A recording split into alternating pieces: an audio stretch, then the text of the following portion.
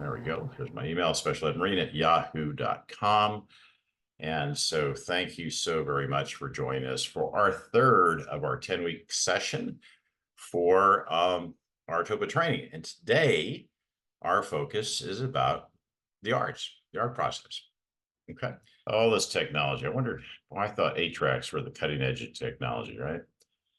Okay, so let's get rolling. All right, so first of all, in Texas, it's called an ARD, A-R-D. It's called different things in different places. CSE is in New York, but we call it an ARD. It's almost like they dropped the H instead of a hard, it's an ARD. Admission, review, and dismissal process. That's just what we've called it. You know, Texas is always going to be something different, but the process is the same. It's an IEP everywhere else, but an IEP process, ARD process, samey. Each state sometimes has their own variation of that. And that's okay. No, that's not a problem. But it's really important to know kind of where things are. In Texas, and I'll put it on the screen, everybody gets a guide to the ARD process. This is just standard fare, just like you get your copy of procedural safeguards. Everyone gets the parent's guide to admission, review, dismissal process. That is spot on. And I want to make sure everybody has that. This, again, you can get it from Sped Text. That, again, that's everything will be I'll put it in the chat to make sure you have that link. Okay. But we'll just kind of jump in, and some of it will repeat itself over and over. Also, I'll link you to a video from TEA. Also, we'll look at disability rights, because remember, you want to hear what this is, not just from me. Okay, remember, I am just one voice of many out there. Okay. And as you learn what your style is, okay, everybody has their own style. It's like playing golf, playing tennis, playing marbles. Everybody develops their own style and how they engage in the ARD process. You need to do what's best for you. Some parents have a really strong presence, very robust. Sometimes schools, I mean, they're assertive because that's how they are. That's your personality. That's what you fit. That's what you need to do for the child. Schools may look at it a little aggressive. I'm not here, you know, when we say parent style, there's a 1 to 10 scale. And then there's other parents that are very quiet. They don't say much, and they just, you know, kind of talk at the end. So however, whatever your style is, that's your style. There is not one size fits all, because it really depends. What's the, you know, the style we have in Houston? I make a joke about, you know, when I'm down in the Houston ISD, it's like ARDs are like they drive 90 miles an hour without brakes, and you bring a baseball bat because it's tough down there. They've been taken over. But if I'm out in Brooksmith, all right, you know, which is if you put a pin in the middle of Texas, that has like 110 folks, and teachers are teaching 2 grades, and it's just wonderful. It's out in the middle of nowhere, okay? But they want to maintain it. We have some of the same little districts out in the oil fields in West Texas. Remember, we have 1,300 districts. Half of them are very small. They're very small. In fact, some did, like, I'll give another, Balmaray, Texas, 500 kids in the entire district. It's probably 180 miles due east of San Antonio along I-10. But, you know, it's the oil patch, and they do fine. They love it. You know, 6-man football. Yes, we have 6-man football.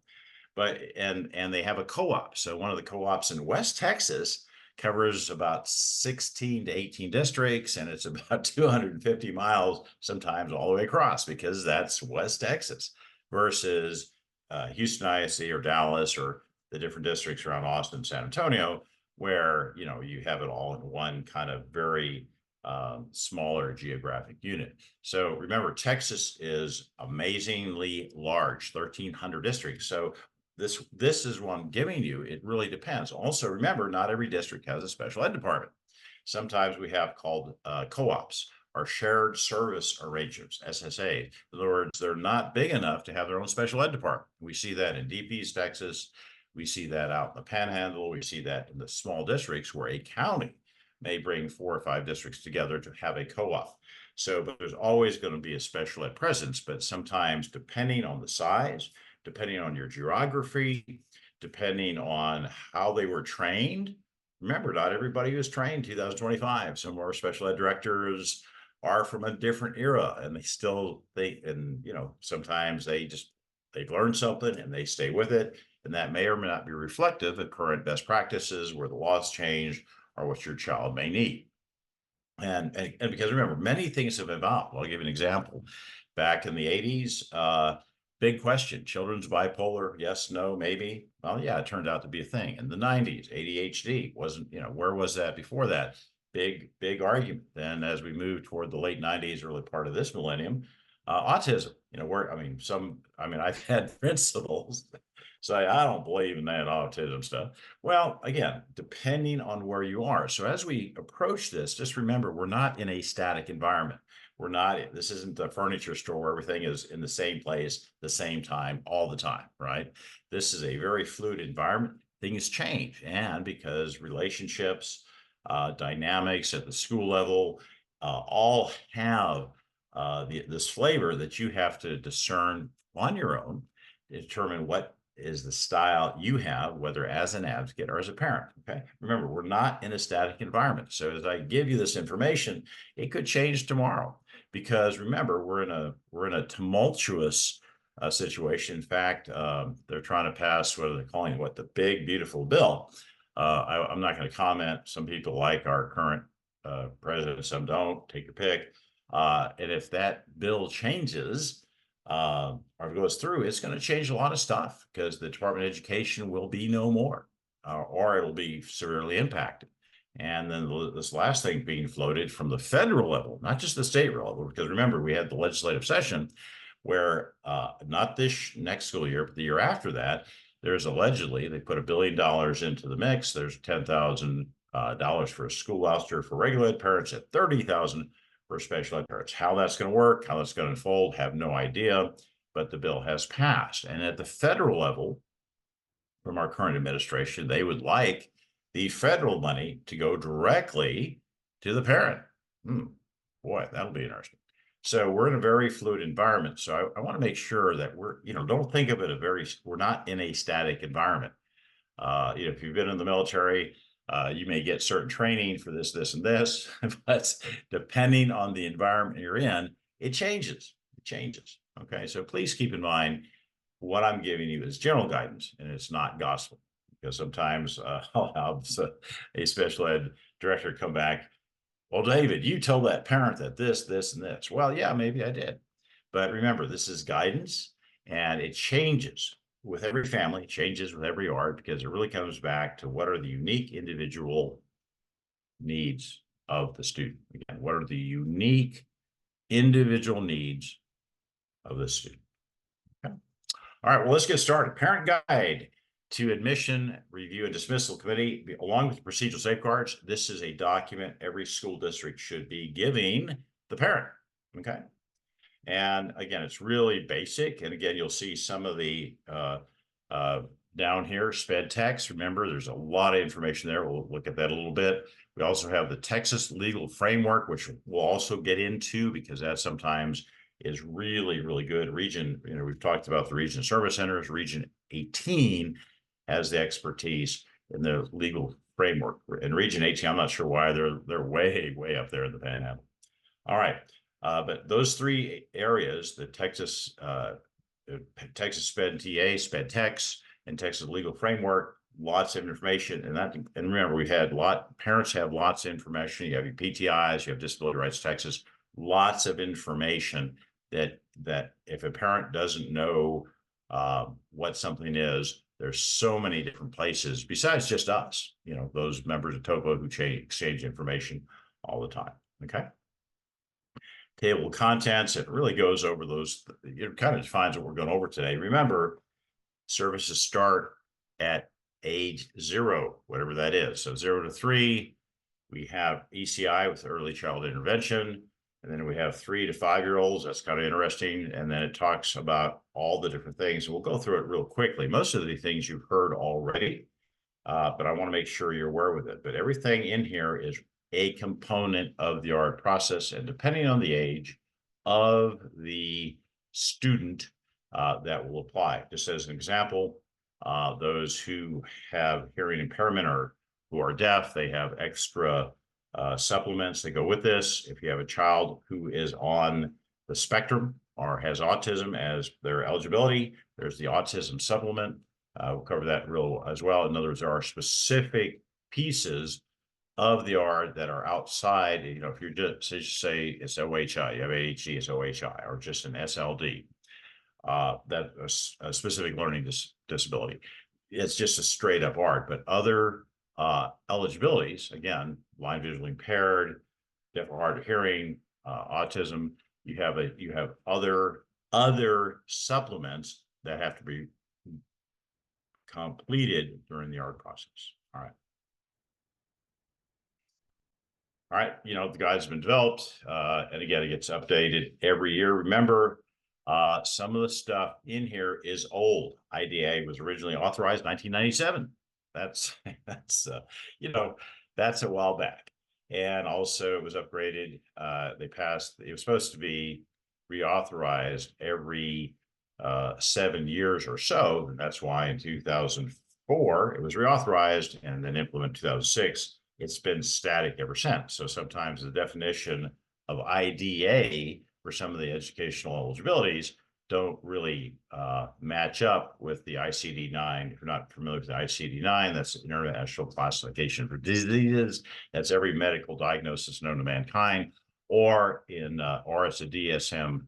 DSM-5 is the Diagnostic Statistical Manual. They give us a background on how do we define things. And if you are following the trends in autism, we saw that in 2015, the DSM-5 came out and really shifted things around because I'll give a great example. Asperger's, okay? That was a definition was coined, I think it was 93 in the DSM-4 or N4R, and it doesn't exist anymore. We still use it, you know, high functioning autism. Sometimes we say Asperger's, but it's not part of the Diagnostic Statistical Manual anymore. In fact, instead of this big spectrum, we now have some very specific things. It could be sensory, could be socialization. In other words, they started really looking at what parts of the spectrum does autism have. So when we start looking at these different pieces, the DSM-5, where we are in terms of our clinical impressions, doesn't always line up with educational eligibilities. Remember, medical diagnosis or clinical impression, that's fine. We're not going to argue with a doctor or a PhD psychologist, but does it get you the educational eligibility? All right. All right, so basically, the basic purpose, again, one of the main purposes is a free and appropriate education. We talked about what FAPE was in previous weeks. That's your 4 points of sci-fair. And again, it emphasizes special ed and designed to meet the unique needs, prepare them for further education, employment, and independent living. That comes right from the statute, because when they start talking about, oh, we don't have to do toilet training, oh, we don't have to do these basic skills of daily living. No. What this little definition here, I use this more than probably anything. It's not just going to meet their unique needs based on assessment. It's going to prepare them for further education, employment, and independence. Because if you really think about it, what are we doing at the end of our at the end of graduation? Independence, employability, all comes down to that.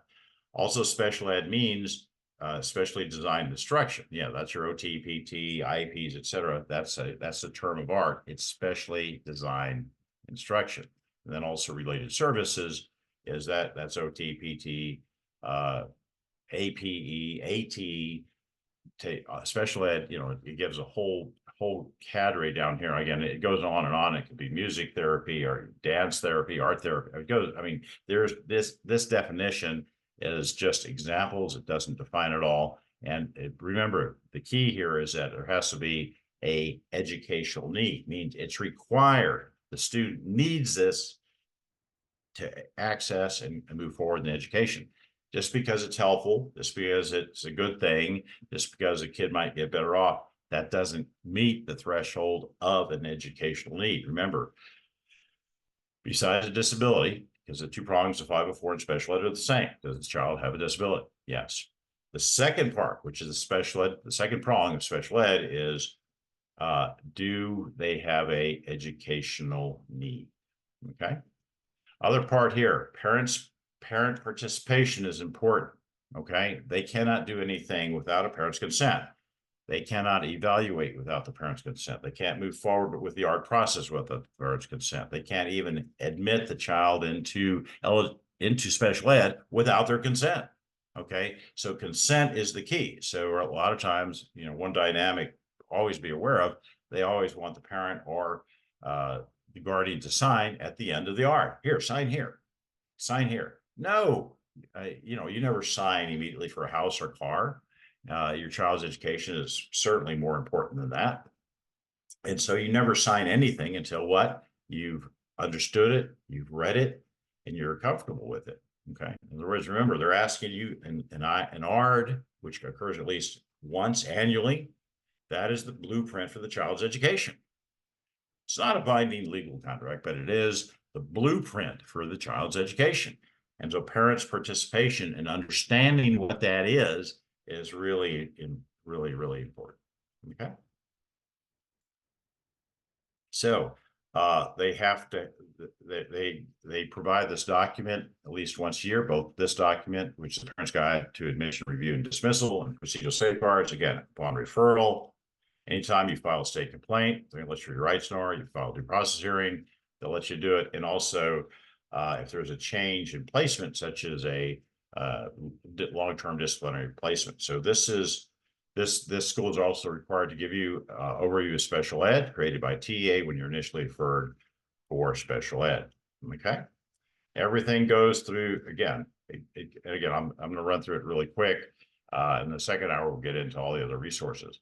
Okay, child's eligibility is made through the ARD. Okay, if it's the ARD, you cannot put anything into the IEP or the ARD document unless it's gone through the ARD committee. No principal can't do it. No special ed director can't do it. No a psychologist can't do it. It has to go through the ARD committee, and a parent is a member. Also, it has to be in writing. I ran into a verbal IEP in Arkansas. That was interesting. No such thing. Even though where was that? Was it Stark? It was north of Little Rock. Anyway, ran it up in the mountains. They had a verbal IEP, and they said, but that's because if we have a verbal IEP, it makes it flexible. Thank you, Arkansas. Obviously, it's that. And again, I understand they were well intentioned, but it has to be there. Also, there's an electronic version at the Regional Service Center. Again, that's going to be the legal framework we'll get into our second hour. Also, there's lots of dates and deadlines through the educational process because everything is timeline driven. All right, we'll just get into again, we'll run 22 pages, but we'll run through it here within the first hour. ECI, age 0 to 3, they're eligible.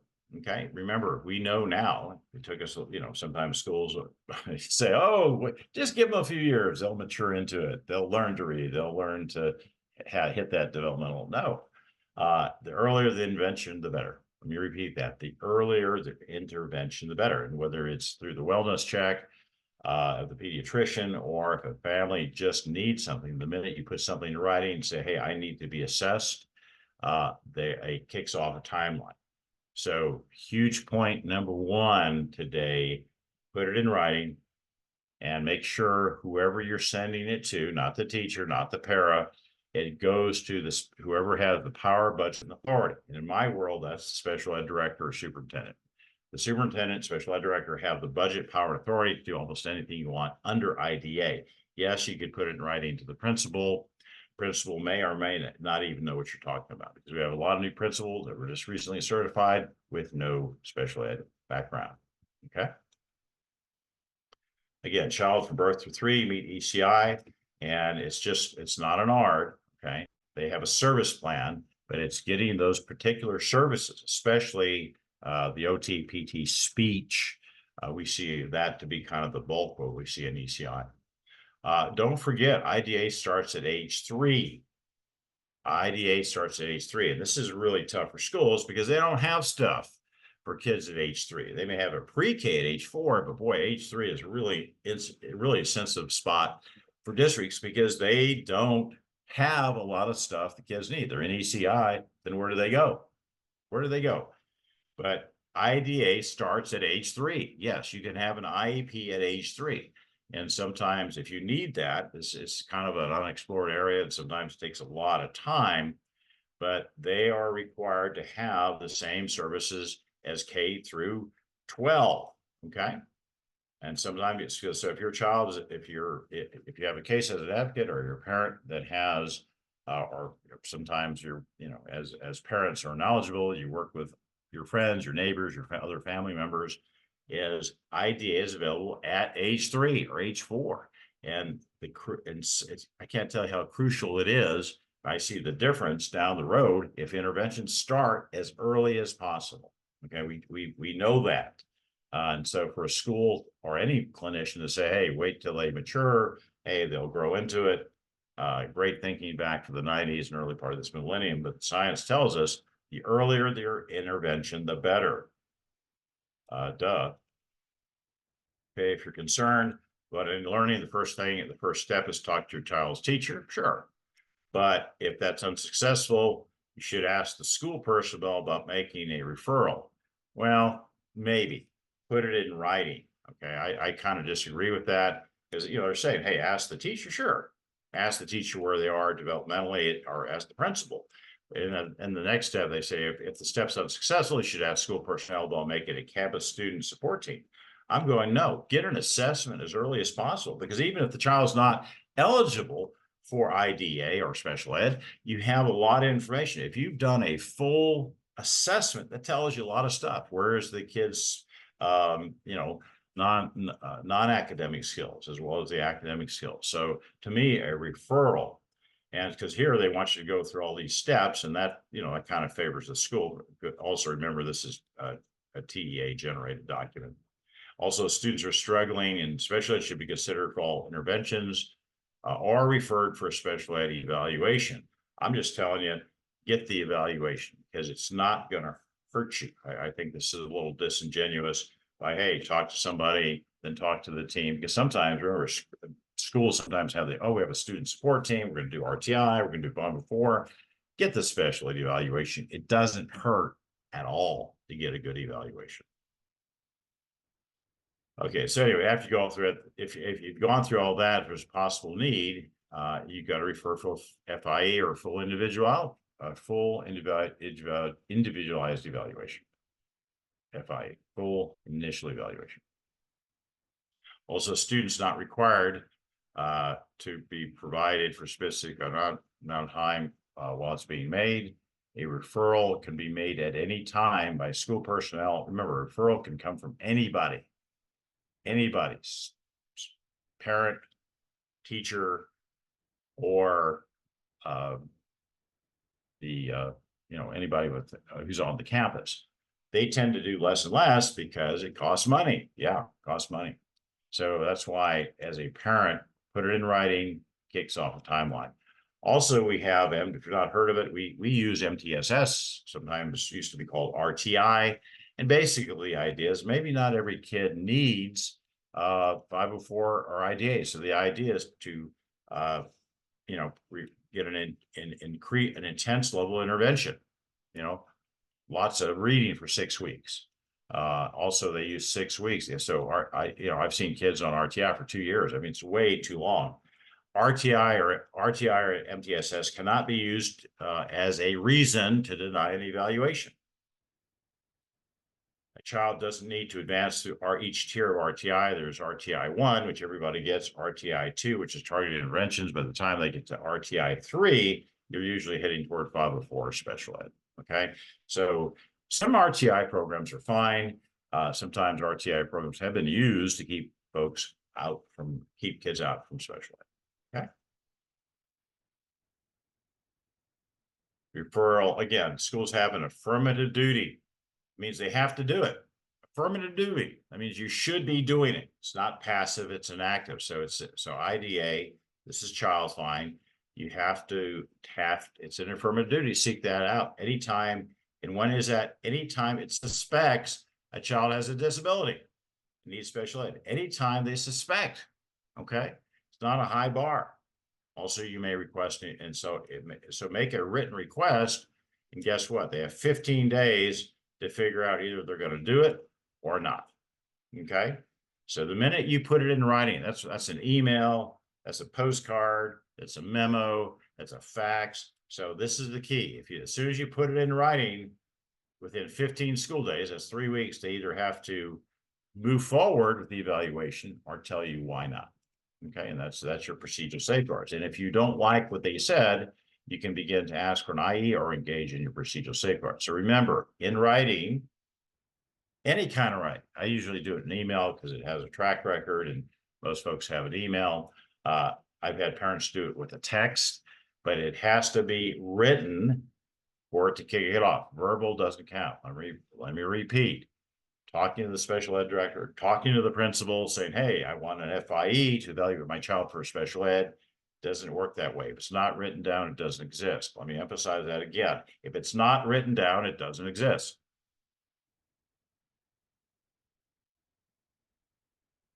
Okay, it does say you can make the request verbally. Good luck with that.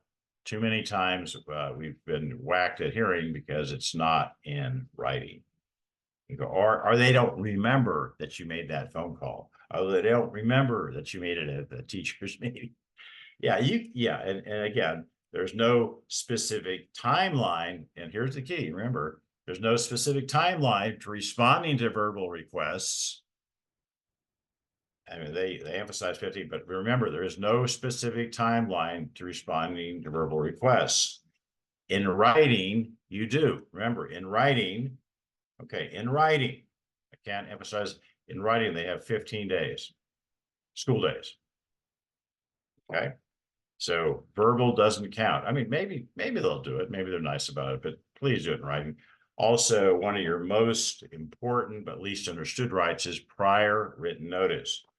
Prior written notice sounds like, hey, it should happen before the ARD. No, prior written notice is one of your most powerful procedural safeguards. It happens after the ARD, but prior to the implementation of services. Okay, happens prior to the implementation services, but after the ARD. In other words, it takes place after. In other words, prior written notice must be given at least 5 days before they implement. So in other words, you can take 5 days to look at the document. So a lot of times at the end of the ARD, they say, hey, you want to waive your written notice and implement immediately. Maybe the child needs that. Or do you take the full 5 days to look at stuff? To me, it's like if you're buying a house or a car, two major purposes, you're not going to do it immediately. You're going to wait carefully. So you have up to 5 days to agree or disagree to look at those things that are there. So what information should it include? And this is the key, what they did or didn't do. Okay. And this, again, this is a separate document. It's a second part of the ARD. It's not the IEP. It's not the minutes. It's not the modifications. It's a separate piece of the ARD process. First of all, a description of what they did or didn't do. Okay, it's pretty easy. Then why they did or did not do it, and what evaluation, what data, assessment data, record request, information, the same thing. So those three key pieces help the parent understand if they want to agree or disagree. One, what they did or did not do in succinct terms, because remember, some of these ARD documents are getting to be 80 pages long or 40 pages long, and they're in small print and they're not formatted quickly. So you got to go through the entire document. That makes a difference for the child because this document's in effect usually for a full year if you're just doing it 1 ARD a year. The explanation of why and what was the data based on. Remember the Texas 3-step assessment drives the plan, plan drives the placement. So if you have a problem with the plan or placement, it goes back to what is the assessment. Also, you get a copy of the procedural safeguards. Also in your procedural safeguards on the very back page, it tells you how to contact disability rights, your PTI, your regional service center, etc. Also, this is they don't do this, but also what options were considered and rejected, and then also description of other factors. 6 and 7 are usually the least informed on what the district puts in there. But the first 3 gives the parent an opportunity to be an effective participant and to agree or disagree, because it's required at the end of the ARD that you agree. Some other things here: certain activities cannot take place without your consent. They must fully inform you of all the information you need to make a good decision. Let me repeat that. Effective parental participation includes the school must fully inform you of all the information that you need to make a good decision. Information must be in the native language or mode of communication. So if it's not an English speaker, like in Houston, which is the most diverse city in the United States, let me repeat that, in Houston, which is the most diverse city in the United States, yes, it may have to be in Swahili, it may have to be in Vietnamese, it may have to be in Spanish, it may have to be with a interpreter, it may have to be in Braille, but it has to be in the native language or the preferred communication of the parent so they understand, unless it's clearly not feasible, okay? Has to be in the native language or preferred mode of communication of the parent so they understand that, because what they need, they must give consent. And when you give consent, it means you're agreeing that they're going to carry out what's in the ARD, okay? Also, consent is voluntary and it can be revoked at any time. And there's a whole bunch of times they need consent. When they evaluate your child, when they reevaluate your child, when they provide special ed services for the first time. Remember, just because you had an evaluation doesn't mean the child's in special ed. They need the parent's consent. Also, all the ARD committee members, they have to have parent consent if they're not going to be there or they're being moved.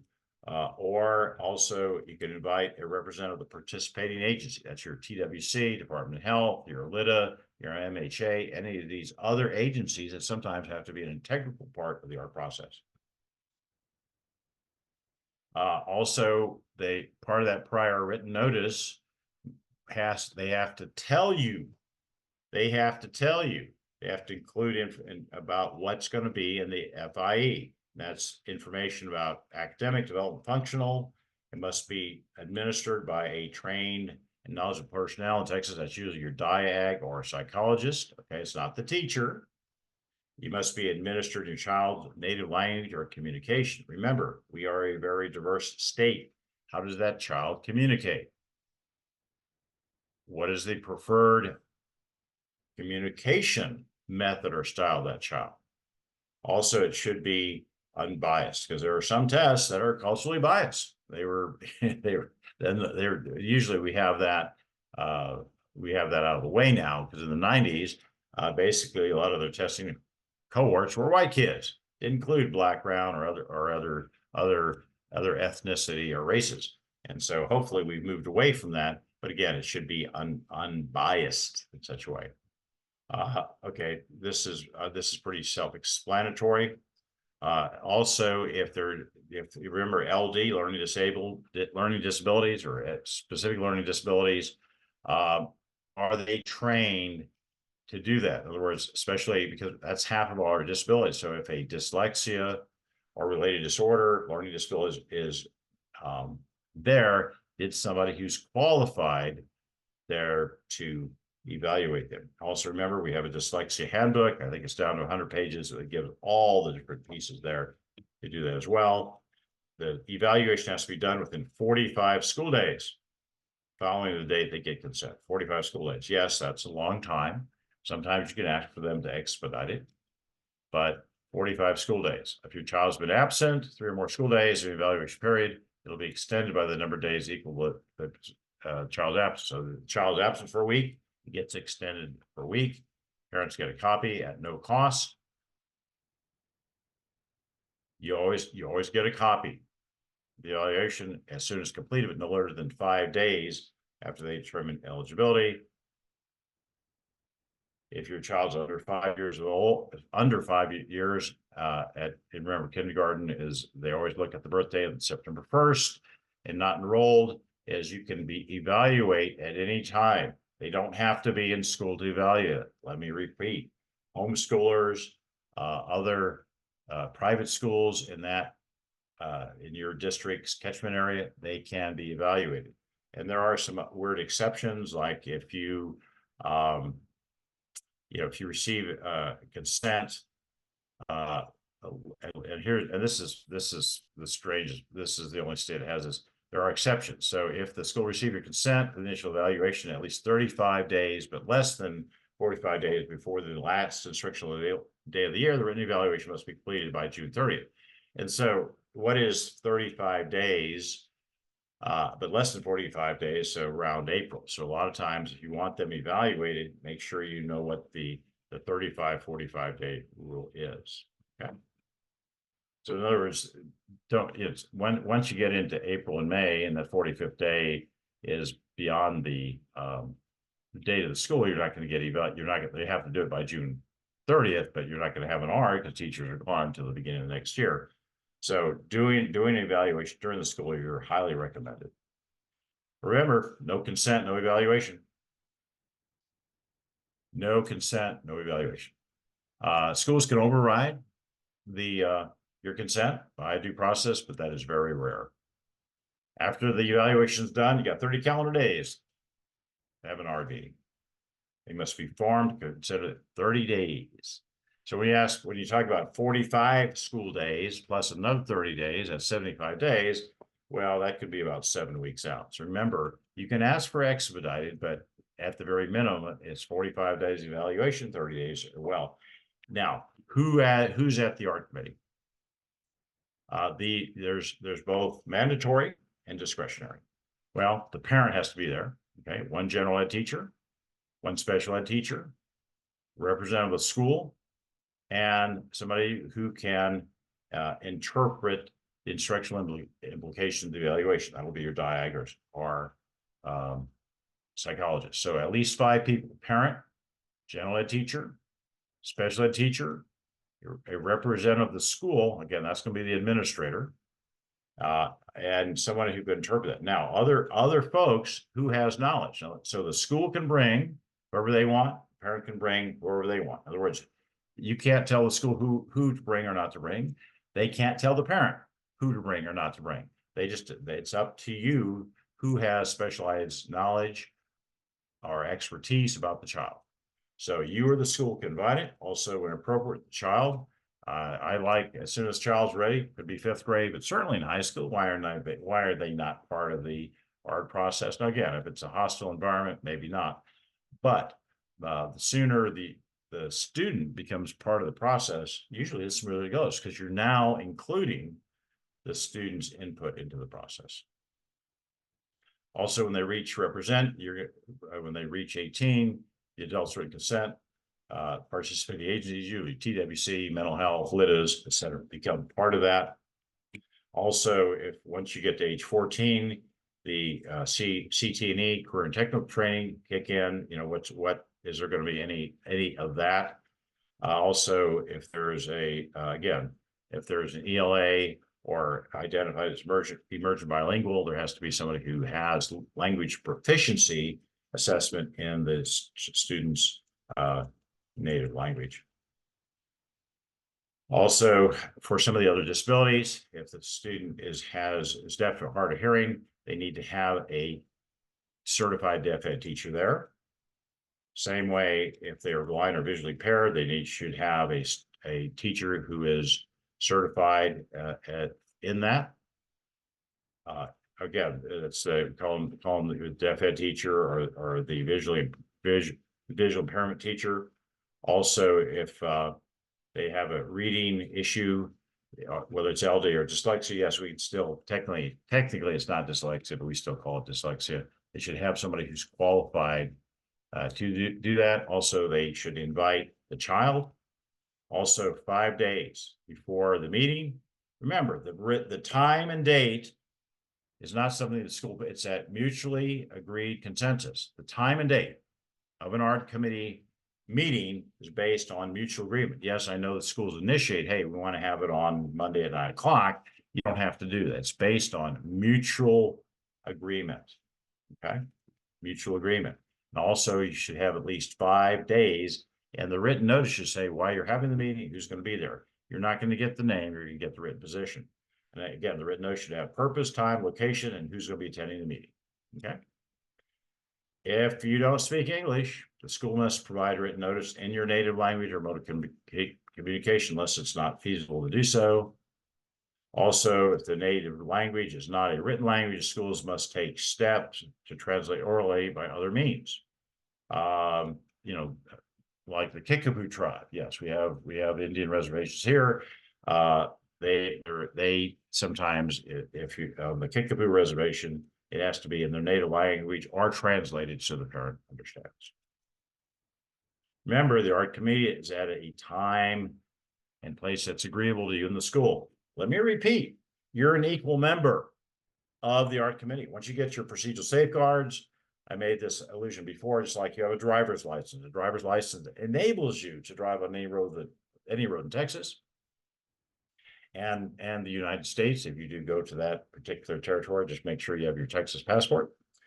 But do you know all the rules of the road? No. Are you responsible for all the rules of the road? Yes. The same is true once you get your procedural safeguards. That's the equivalent of your special ed driver's license. So if you didn't know, or because saying, hey, the school didn't tell me, too bad. Because the minute you sign, the document says, I have read and understand my procedural safeguards. Okay. All right, mutual time and great. If the time and date is not convenient for you, okay, the school must make reasonable time to meet. Okay, because sometimes parents work. And yes, I know it's hard to have an ARD at 4 or 5 o'clock, but sometimes you have to. Okay. Also, you can attend any way you need to attend. Usually they make at least 3 attempts. They can't, but they can't. It's rare they can conduct the meeting without you. An ARD meeting can be any ARD committee member can be excused only if the parent agrees in writing. Okay. Also, the general ed teacher and special ed teacher, the folks at the ARD, please make sure they know the child. Okay. Remember, there's 2-part tests determine if there's an eligibility. Number one, they have an eligibility, and these are the primary categories we see. And also, they must need special ed services. So the first part is, do they meet? And again, these are educational eligibilities. Okay. We have some oddballs here, like what's an emotional disability? That's a throwback term to 1971, and you have 5 criteria to do that. I'm not going to go through each of the eligibilities, but these are remember, they're cramming the 25,000 plus medical diagnoses of the ICD-9 and the 2,000 plus diagnoses of the DSM-5 into these educational eligibilities. And this is really sometimes drives parents nuts, well, advocates too, is just because it's a medical condition or a diagnostic impression, nobody's going to argue with the doctor or PhD psychologist or nurse practitioner or whoever diagnosed it, but does it meet educational eligibility? Because a medical diagnosis does not equal educational eligibility, because there has to be an educational need. So keep that in mind. Okay. We're losing some. The non-categorical education will no longer be used starting next year. Also, you have to make an ARD committee. You got 30 days to make the determination, and that's during the summertime, everything gets kicked. Okay. Nothing happens in the summer. Why? Teachers are off contract June and July. Usually they're back. Also, there's some other things there. It's not all struggling learners need special ed. So if they're struggling primarily because of lack of appropriate instruction in reading or math, through the fact who has limited English, your child may not be determined under IDA. These are some of the reasons schools use. I see it less and less, but some schools still do that. Oh, they just got to this country. Oh, they were just adopted. Oh, they're not from lots of different reasons, because they're saying lack of inappropriate instruction. Oh, they were in homeschool. Oh, they're in a private school that didn't teach them. Well, I don't really believe that. That's why the evaluation under IDEA is really important. Also, if the evaluation reflects you don't have a disability, maybe there are some recommendations that fall under 504 or back to RTI. Okay. If your child has a disability, the second part is whether your child needs special ed or specially designed services. Okay.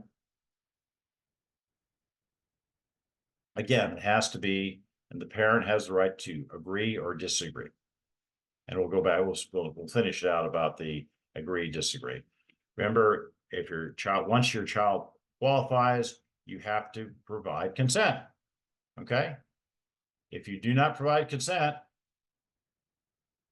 there's no services. Now the school cannot override that. School may not ask for mediation due process to override the consent. The consent of the parent is prime. You cannot evaluate with the child's without the parent's consent. You can't move forward with the ARD unless you have the parent's consent, and you can't enter into special ed services. In fact, if one of the little tricks we do sometimes in elementary school, we say we don't want the child in that life skills gulag down the road because with behaviors. We say, look, no, we're no longer in special ed. So we just refuse special ed services. Guess what? The kid can't be in a special ed program. They have to be somewhere else. Again, it's tricky, but we're doing it more. We've done that. I think we've done it 4 or 5 times the last couple of years. And basically we say, okay, kid's not in special ed anymore. And therefore, the child has to be in general ed or 504. Again, you gotta be careful, but that's one of the strategies. Also, the 3 major components are the PLAFs, measurable annual goals, supplementary aid and services, information how you're going to participate in district assessments, transition services, as well as other areas of disability such as autism, visually impaired, or deaf and hearing impaired. We're going to get this done. Also, there's special factors. Remember, there's several things I must consider. The strength of the child. Okay, remember, one of my favorite R's at one time is when an 18-year-old, after getting, listening to the eval that talked about how bad it was, child was on the spectrum, and the 18-year-old said, "No, those are my strengths." Said because the ARD evaluation said, "Hey, the kid will perseverate up to 10 hours on technology." And the kid says, "No, I love technology. That's what I'm doing for a living. That's my strength." So unfortunately, we have sometimes this, we look at the weaknesses and not the strengths, but please, let's talk about what are the strengths of the child, okay? What are the parent concerns? And also obviously the result of evaluation, because an evaluation is just a piece of information, picture at the time of the student. But let's also talk about what are the strengths. I mean, when was the last time you were at an ARD? We talked about what are the strengths of the child. Every child has strengths. And are we emphasizing that within the context of the ARD? Also, we saw as indirect, if there's behavior strategies, they have to be positive behavioral interventions. Yes, the student code of conduct can apply, but that's not a positive behavioral intervention. Okay. Consider the language and the needs of the child, especially with Braille, unless the committee, special and visually impaired. Because remember, depending on, again, this is real rough. Again, if the child needs Braille or it needs some other communication device besides how a normal child might receive instruction, it has to be considered. Also, a child who is hard of hearing or deaf, what are the communication needs and what do they need for opportunities for direct instruction for the peers, professional? I mean, it could be a deaf ed teacher, it could be signing, could be assistive technology. There's so many different things there. Again, that's a training session in itself. Also, do they need technological devices? And also that you have to address components in the handbook. They're identified with dyslexia or dyslexia instruction, which we are now calling ID. The baseline are your PLAFs. That's the baseline. How do you measure? It's like a high jump. You high jump 3 feet this year, and next year you're going to be high jumping next year. So the PLAFs is the baseline of which the IEP is developed. It talks about how the disability affects development progress, and if your child's preschool statements talk about age-appropriate activities. The PLAFs are your baseline. Okay, the more accurate PLAFs, usually the better your goals. Also, the IEP must have annual measurable goals, both academic and function, designed to meet the child. In our second hour, we'll get into some of the more specifics with that, just some resource. I just want to make sure we get through this. Also, when you talk about related service or supplementary aids and services, this is a requirement. It's not always understood. So related services are usually OT, PD, speech, but also the supplemental aids and services may include the one-to-one. Okay, a supplemental aid and service is a one-to-one. So it's not always a clear definition of what that is, but when you cover that in YARD, make sure you know what that is. Okay. Also talks about state assessments, but as of the last legislative session, we're getting rid of the STAR. Yay, no more. Now there will be other assessments. Usually they have different assessments. Sometimes they call it the beginning, mid, and end. So it's like the BOY, beginning of year assessment, the MOY, middle year of assessment, and EOA, end of year assessment. So a lot of times we have to assess in some way, but the STAR test is going the way of the Dodo board. Also at age 14, transition kicks in. Again, at age 14, transition kicks in. That's usually your 8th grade year, where you begin to look at, hey, where is this child going to go when they graduate? And there are some really, really strong language. I love transition, is that life outside the school system. Okay, that's what you're talking about. And if it's just a checkbox, what are you going to get? Also, you could invite whoever you want, and the parents really need to be there as well as the student. Also, what are they going to do after school? What is that? Training, more education? Also, yes, we do a vocational evaluation. Why is that important? Because that tells us where the strengths are of the child. And again, an appropriate functional evaluation. And the reason for that, talk about what's a career. What is a career path? What's a vocation? Well, it's what you're good at and what your skill is at. A good example is the ASVAB. They go to the military, they can't tell if you can fly a plane or drive a truck or dig a ditch. So they administer the ASVAB, which is a way to determine not only what your preference is, but what are you good at. So I highly recommend before graduation a functional vocational evaluation, because it tells you what is their potential. Because when you look at what a child's preference is with what their aptitude is, you have a magnetic north. Also, there's other governmental agencies, TWC. Does the kid need SSI? Do they need what their LITA is? Do they need, what else do they need? And also use and availability of supplemental services, curricula, et cetera, et cetera, et cetera. Because remember, at age 14, I'm a transition hardcore, is they have to talk about independent living skills, courses of study to assist the child reaching his future goals. Because I mean, look, bottom line, what's the purpose of education? Independent employability. We die happy parents if our children are independent and employable. We do not die happy parents if they're not. So remember, it's kind of a checkbox, but your child should be part of this, because that post-secondary, that's what life is after they graduate. I'm going to speed it up just a little bit so we can get to the top of the hour. Adult students, remember, you can stay in school. You are covered under IDA till age 21. At 22, you age out. Also, there's a specific autism supplement that must be considered. It has those 11 pieces there. And a lot of it is what is the professional education support. And that's where we do a lot of training for teachers. Okay. The autism supplement is, and also the hard of hearing, there's another supplement for that as well. Also, if the child is visually impaired and blind, there's another supplement you go through to talk about what's needed at the ARD. If a BIP is needed, if there's a behavior that affects the child's progress or that of others, a BIP is usually included. There's extended year services. Sometimes we see that called the regression improvement model, because sometimes students need that consistency of support throughout the year. ES services is usually the IEP that's extended. Usually they talk about severe substantial regression, which means they're not able to maintain previously acquired skills. Again, it has to be based on data. Placement. Okay, placement is the least restrictive environment.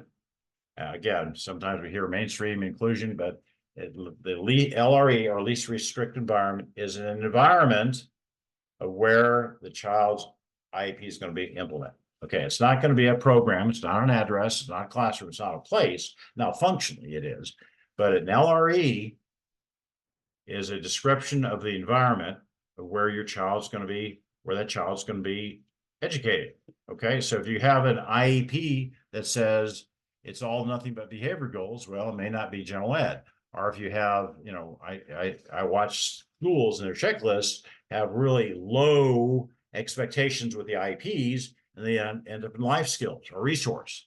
So remember, the IEP drives the placement. So if you want a maximum inclusion, make sure the IEP is written for the general ed classroom. If the IEP is written for lower, sometimes we call it the soft bigotry of low expectations, like life skills, that's how they write the IEP, because if how the IEP is written determines where the child is placed. Okay, it's an ARD committee decision. It has to be done by mutual agreement.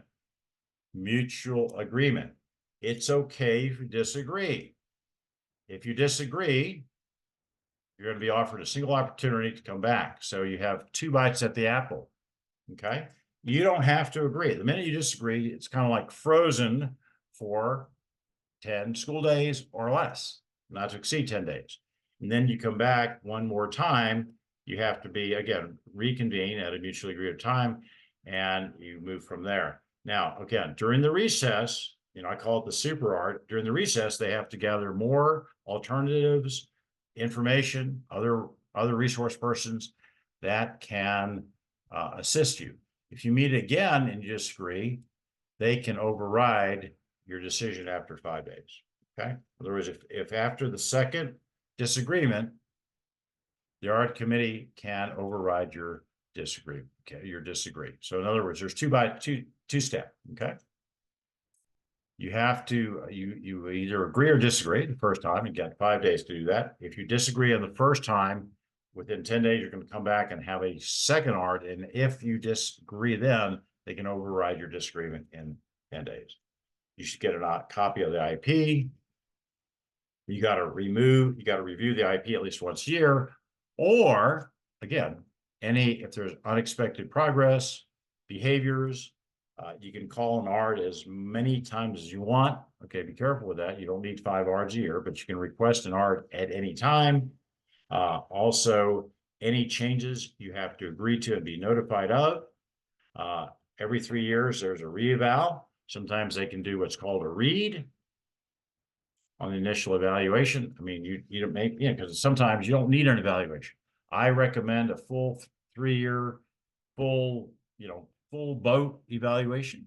However, sometimes you can do a read, because sometimes if a child has already had 2 or 3 evaluations or in 8th grade, you pretty much know where the kid is.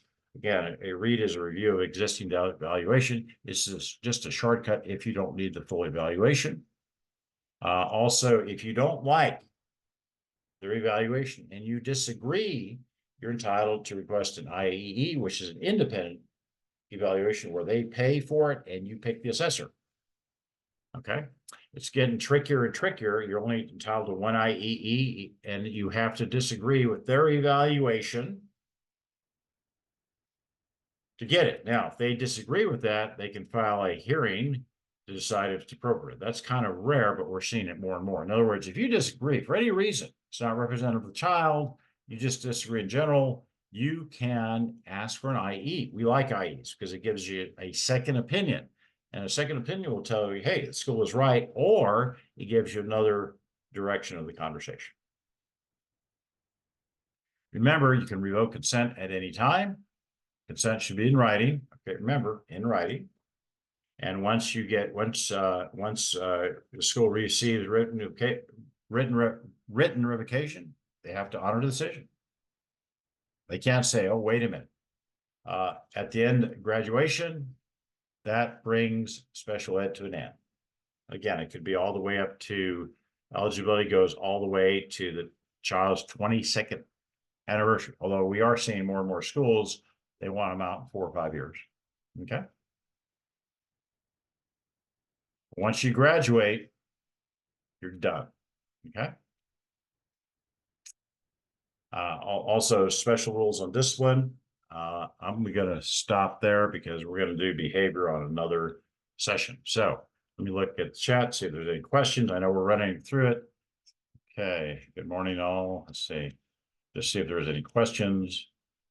If you ask for data, it's sports for your FIE. I agree with you. David don't know that they have data. Okay, thank you, Lewis. Megan says, with prior written notice, is there a certain amount of time that a parent must respond or object to the notice? You're not really, you're going to either disagree or agree to the prior written notice. Remember, prior written notice is a misnomer.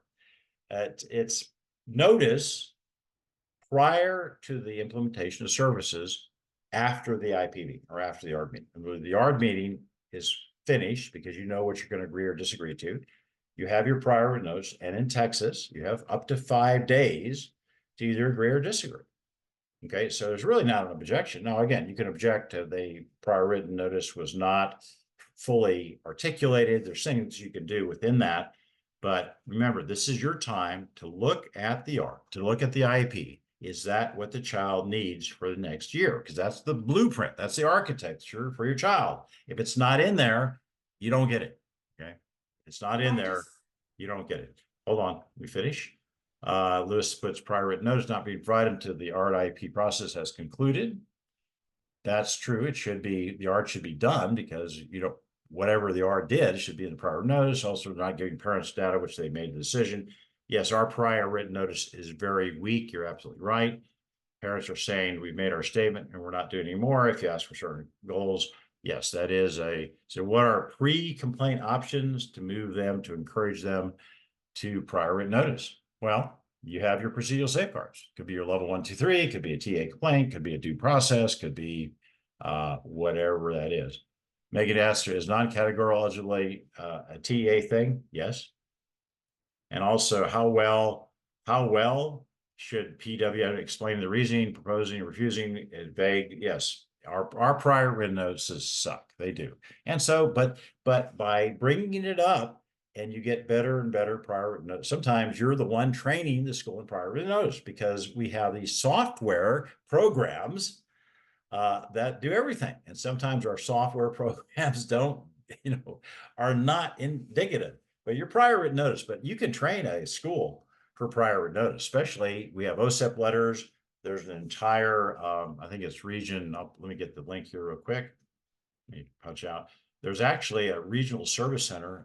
Let's see, region. There's actually a regional service center with an entire explanation. This is from a regional service center. Let me put that on the. Okay, here we go. So on prior written notice, and because I like to use their data, not just something. So in region 1, you just go get in. They have a whole thing on prior written notice. This is the educational service center. So I use this over and over. This is what I hand the school. If it doesn't have this, and this is exactly what we went through, it talks about why, it talks about what it should look like. I hand them this. In fact, if I'm filing a complaint, I hand this in. I said, this is the architecture as designed by the regional service center, which is essentially gospel for the LEAs. This is what it's like. So use the just put in prior written notice. It's a PDF. Just put in region 1 prior written notice, and you'll pull up that document. Okay. Let's see if I can find. I don't know if it'll happen. But prior written notice, they have check boxes. You have the whole 9 throughout. But region 1 is the expert in prior written notice. So I use them to help move them along. Okay. Please add this to the chat as well. Just Google in prior written notice region 1. Because it's an app that doesn't link, but just Google prior PWN or region ESC region 1 prior notice, because each region service center has their expertise, just like I think Houston, Harris County, which is region 4, they're AT. So each region service center has their own little thing. All right, we're going to stop real quick. I wanted to make sure that is just some of the basics. Again, we can dive into a lot of this stuff, but again, the whole point of this course is to be very basic. Because in the second hour, we're going to get to just more and more resources. But that document is kind of what every parent gets. and it helps explain what that is. But on the second half, we'll go to rights law. There's some other documents that we want to use, including a document we had before, the IDA priority notice. But let's take a break. And those who weren't here when I welcomed you aboard, welcome everybody. Thank you for joining us. And whenever you join us, I know Saturdays are at 8 o'clock can be can be interesting, and I know next Saturday is the Saturday after the 4th of July. So if you're doing the traditionals, watch fireworks, drink a cerveza and barbecue, that's why we're recording. All right, let's take a short break. Let's say, okay, 9:07 here. So let's take 5 minutes if that works. All right, I'm back a little early. I'll see if I can make sure. I'll put in that link if I can. To see if it really works, because I think prior written notice, again, it's not something. Let's see if that link works. But the prior written notice, it's a great discussion to have, because if the individuals who use this at the school, because sometimes we have art facilitators and that's all they do, they just run the art. Sometimes we have a case manager, sometimes we have somebody who's an administrator that runs all the arts. Really depends on your district, but making sure they know about prior written notice, it's really a powerful conversation to have. Litigation wise, we had, I think, the first case that actually Kaching, Sonia Kerr in her first year had a case out of Riesel. And she, in fact, I hope yes, it was up in Riesel. So I think it's still published 2015 or 16. It's on we should maybe take a look at that. And she won that they didn't give the prior written notice, but the hearing officer, Ms. Carmichael, says, well, they should have done it. So the question, because the question is, just because they violate something, unlike other areas of the law, criminal law, rob a bank, get 20 years, go 100 miles an hour in front of a school zone, get $1,000 ticket. There's not always a prescription for when they violate something. So that's why conversation, interaction with each other, sometimes we're the resource for that. That's where it gets really interesting, because just because TA finds there's not PW, they'll say don't do that. Okay, it's almost like a FERPA violation. So part of it is just because they violate it and they screw it up and you don't get what you need. That's why I find that educating the individual or school district on what that is, you get a much more effective result, just for the fact that even by filing this stuff, you just get a don't do it again letter. Yes, Lois. I love so much of what you say, David, but it has been my experience in Texas the last 2 years that if you try to inject, hey, well, we've got the PWN guidelines, school districts come back and it's so insulting to parents, and it's sort of a slap in the face for advocates, but they look at us and say, well, guidelines aren't required. And we know they're not required, but I mean, it's spelled, especially with prior written notice, it's spelled out so clearly. You have a federal guideline for PWN. We have this, I too have the ESC one, and I like it. But so often we'll have a district level person in the room and they'll say, we're saying no. And that's all we have to say. And then they train their teams to just say, no, we're not going to do that. And it doesn't seem to matter how much data the parent brings to the table or an advocate, but I've seen really well. I mean, they really undervalue the skills that parents bring to the art table, but they'll bring their data and their suggestion for the request, and they're just told no, just a blanket no, we're not doing that. So PWN does become yeah, well, if it's an issue, I mean, because unfortunately, TEA, our educational agency, they're not very strong and to go through a due process. So a lot of times I just use those level 1, 2, 3 complaints. And the reason I love level 1, 2, 3 complaints, it's a 15-minute meeting. And especially because remember, a lot of this PWN stuff, depending on what district you're in, it's a campus level thing. Okay, you may not, because when you say the district, well, I guess if you have the special ed director there and it's become that formal, or is it just the individual who's doing the PWN? Because I have found it, and again, sometimes there's an educational piece, and if they're just obtuse, which sometimes it can be, I use the level 1, 2, 3, because So level 1, 2, 3 talks about what is, because remember, there's other things we use. I guess I'll talk about that a little bit, because a lot of times it's not just that, is what is the requirement of the position they're in. It's like we have a basic entry, we have it's their certification. Part of their skills as a entry level special ed teacher is to collect data. Okay, I pull up that skill under TEA. You have to be able to do these things. And then so now I'm looking at this individual teacher. It's part of their contract, it's part of their certification, and it's a federal law.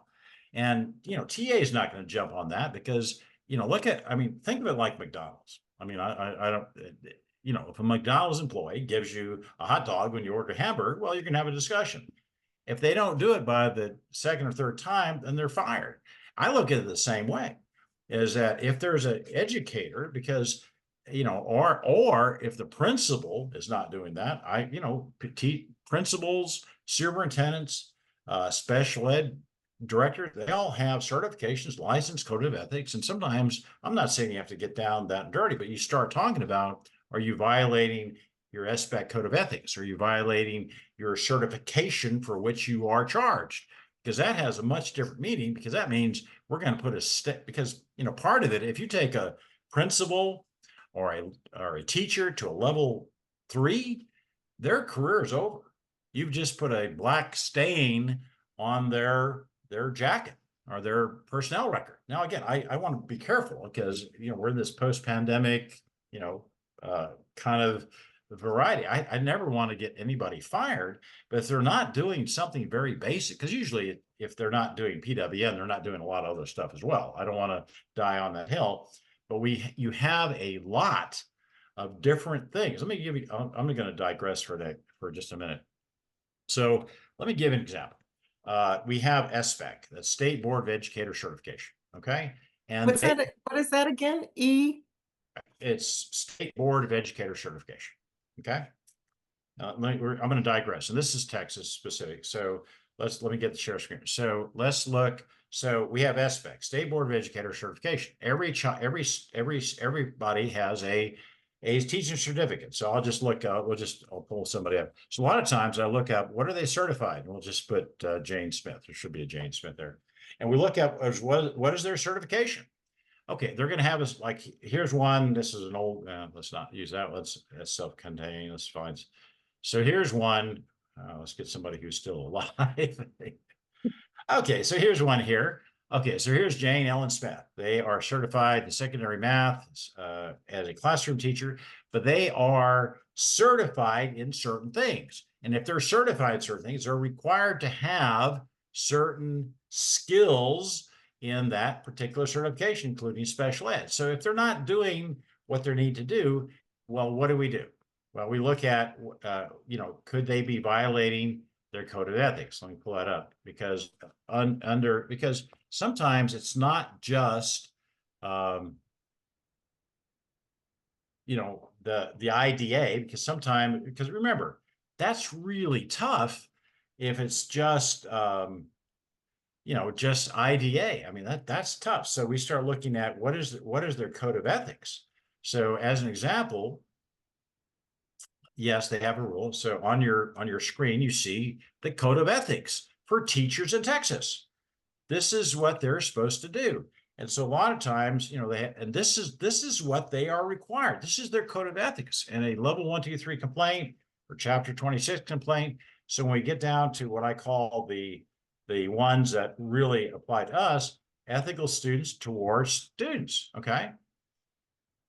Those three, they shall not intentionally or knowingly misrepresent facts. They shall not exclude it. I use this over and over for any of these things that regard a code of ethics. Because if they're doing something, like say, if they're not collecting data, if they're denying benefits to a program, or, when it talks about shall not reveal confidential information, or, or if they treat them in some way that adversely affects their learning, physical health, or mental health. Now, again, this is a last ditch thing, and usually you send them an email, say, by the way, or or shall not knowingly, intentionally misrepresent facts regarding this student.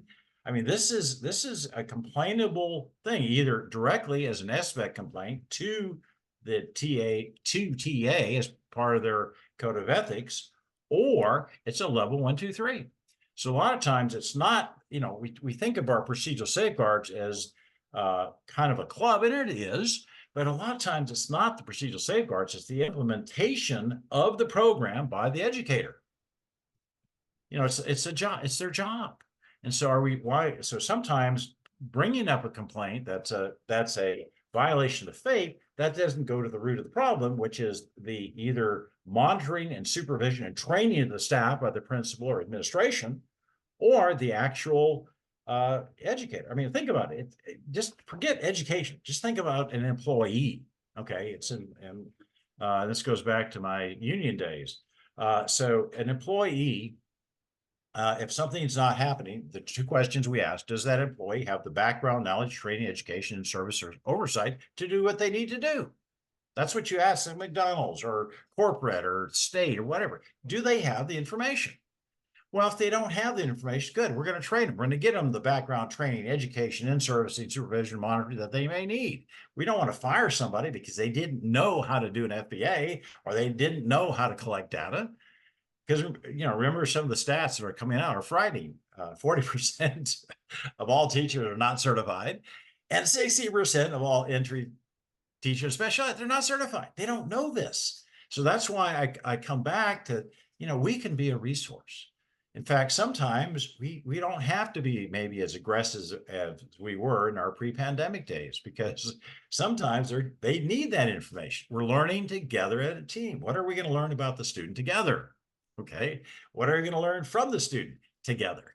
So if part one on that employee question, does that individual, the parent, the teacher, the principal, do they have that? Or if they have that information, they have the background, training, knowledge, expertise, etc., but they're not being supervised, then it's a management issue. That's a management issue. And that's your chain of command. That's your level 1, 2, 3 complaint. I wish every state had that. In the states that have a chain of command, because we're not talking about an IEP, we're talking about the administrative effectiveness, such as prior written notice or implementing the IEP. I mean, that's one of the questions I ask at an ARD is, I'll ask the teacher, hey, on this goal of reading, what's the scope and sequence you're going to implement this? And if they don't know what scope and sequence, that's teaching 101. You have a scope, an idea of reference, and the sequence. Well, I'm going to put it on the board. I'm going to share it. I'm going to do this. If they can't tell you what the scope and sequence of an IEP is, they don't know. Okay. Or what are the strategies to implement that? And they say, oh, we're going to do, no. There has to be a specific, in the old days, we call them lesson plans. They don't have that now, but they have different rubrics.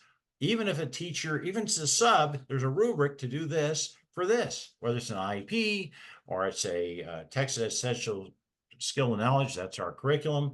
But it's not guesswork anymore. Okay. All right. I digress. All right. Thank you. Well said. Thank you very much. Yeah, because it's unfortunately the IDA special ed process doesn't always hold individuals accountable in how they implement the program. Okay. Or districts. Well, again, I get a lot. This is sometimes we have disagreements in our ranks. Is it the district, or is it, because very rarely is it a district? Usually it's going to be one or two individuals at the campus level. And so do we focus on and sometimes it could be district wide because they don't have a good special ed program. But I find that working with the campus principal or that region, depending on the size of the district, is getting them the knowledge, sharing that knowledge. And sometimes in the smaller districts, they're really grateful because they haven't seen that. They don't know what some of this stuff is, but you just got back from the COPAA conference, or you just went to a TOPAA training, or you went to a Rice Law training, and you're bringing this back. Most teachers, assuming they haven't burned out, they're eager. I mean, think about it. If you're going into teaching to earn money, you made a bad choice. So that light, that passion, just like we have a passion for advocacy, I believe it exists in most teachers. Because again, if they did it for the money, that's a bad career move. So I find that there is a passion with teachers to learn things, especially if it's a rare instance disability, or maybe they've not seen a child who has intellectual disability with autism, or has ED with Tourette's. Who knows? I mean, we're in this. I mean, think about this: a campus teacher, principal, ARD committee has to be responsible for 26,000 medical diagnoses and 2,000 plus DSM-5s in these 13 eligibility categories. That's daunting. In how many languages? What's that?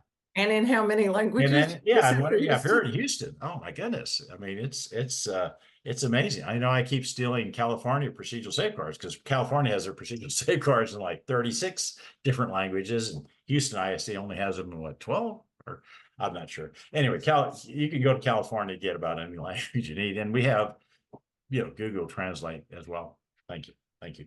So anyway, so think about it. We want to make the process work. We want to make the process functional with a partnership with the district, because I'm finding, even though I may be filing a lot more due processes, it always works out in some kind of resolution.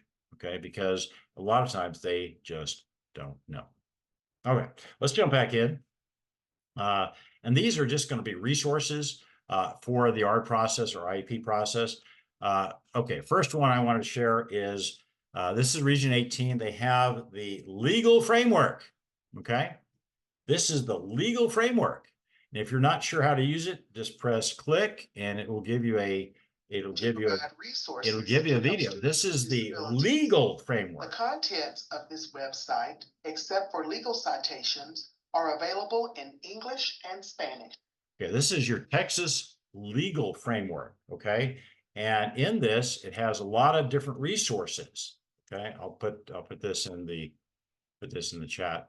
So your Texas legal framework is full of good stuff. Okay, this is ESC 18, and they've been charged to providing a legal framework. This is the technical stuff that if you really want to get into it, it's there. There's on the chat.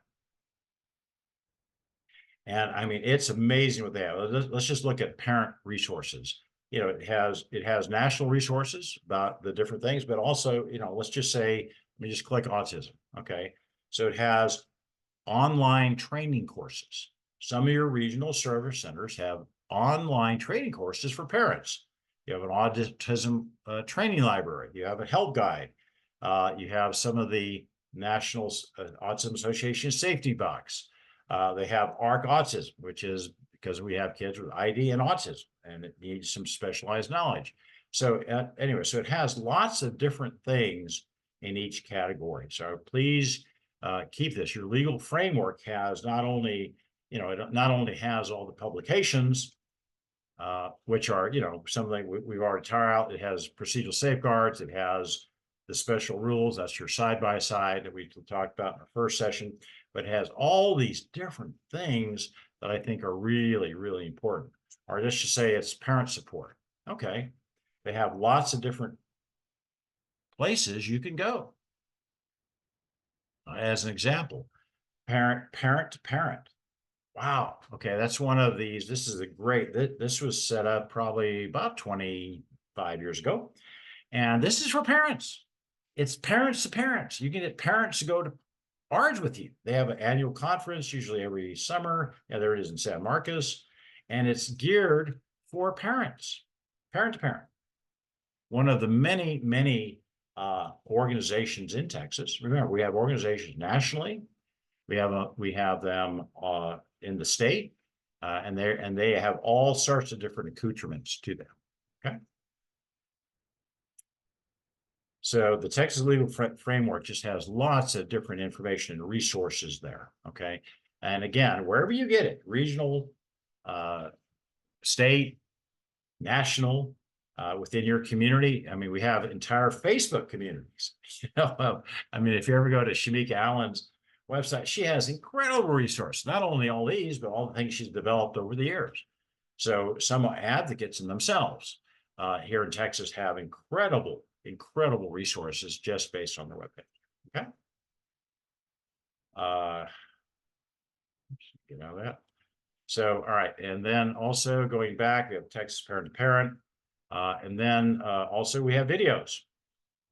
Okay. If you know, I kind of region 10, okay, they're the ARD experts, right?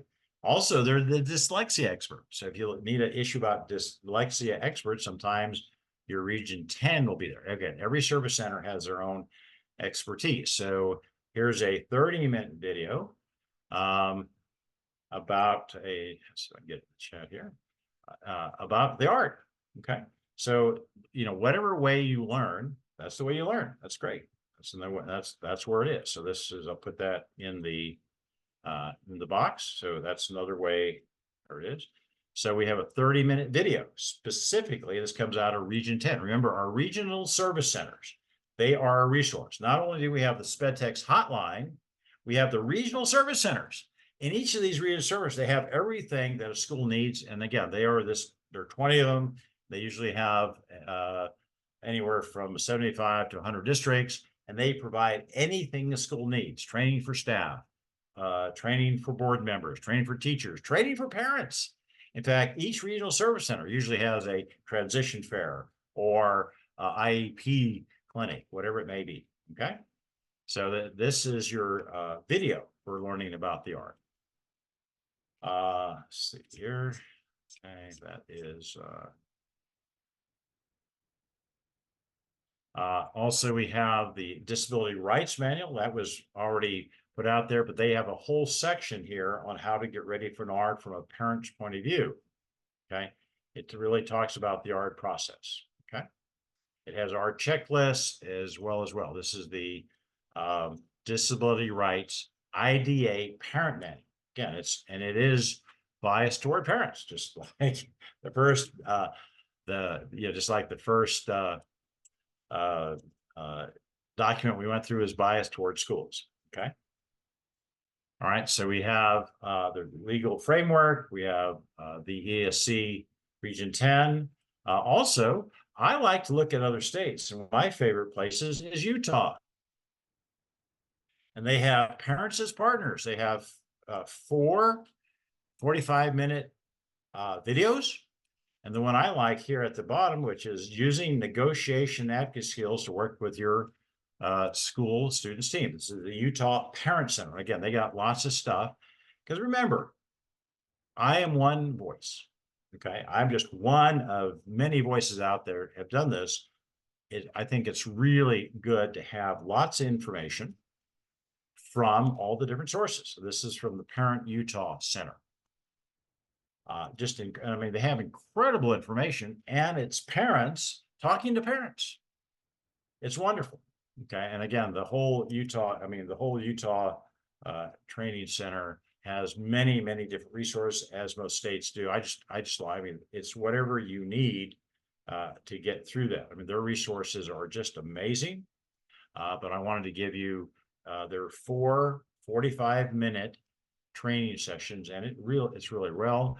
Also, guess what? Our old, those of us who've been around a while, this is kind of before Wright's Law, we had Reed Martin, but that was pre-Zoom, almost early internet. But here it's all about IEPs. This particular book is amazing, and it really talks about, again, it's $12. And I think you get discounts, but it really goes through all the different pieces. If you look at all the different chapters, it goes through the other different pieces, talks about, 4 mistakes parents make, how to prepare, but it takes you through the entire process as well. Again, it's part of your library, part of your toolbox. It goes through everything that we went through, but more in depth, because just the IEP, we can spend, I think we had a 5-hour training program just on the IEP in one of the original TOPAAs. So, but getting your, your information background so you can go back and look at this, okay, in whatever way that you may. Here's the Wright's Law document. I'm sorry, our webpage. Okay. And let's see, and I think that's it. That was because I want to leave the last 30 minutes for Q&A and things of that nature. But the idea is having many resources, many resources that you can navigate. So we have, and some of them may repeat. So remember, we have the legal framework, we have the things that TA puts out. We also have the special ed text hotline.